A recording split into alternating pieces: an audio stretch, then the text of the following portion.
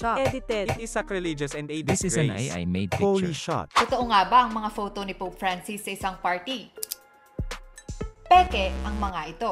Ginawa ang mga larawan gamit ang isang Artificial Intelligence o AI program. Ako si Val ng Verifiles at narito ang 3 tips para iwas maloko ng AI-generated photos. Una, pwede mong reverse image search ang larawan para malaman kung saan ito galing. Sa example na to, makikita na pinost ng Instagram page na Hard AI Pics ang mga larawan noong January 1. Para malaman kung may mas nauna pang nag-post nito, sinearch ko rin ang caption sa Facebook.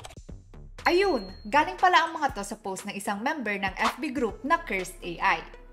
Sinabi rin ng publisher sa comment section na gawa ito sa generative AI program na Midjourney. Eyes on AI, malalaman mo rin kung AI-generated ang picture kung di natural o distorted ang ilan sa mga bahagi ng katawan ng mga tao sa picture, gaya ng mga to. May mga AI detection tools din tulad ng Hive Moderation.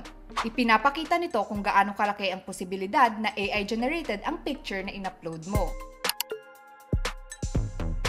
Bilang isa sa mga favorite magamit sa AI-generated content, nagbabala na rin mismo ang Santo Papa laban sa mga panganib ng AI sa message niya noong World Day of Peace. Maging alerto sa mga detalye ng mga photos online para iwas maloko ng mga larawang gawang AI.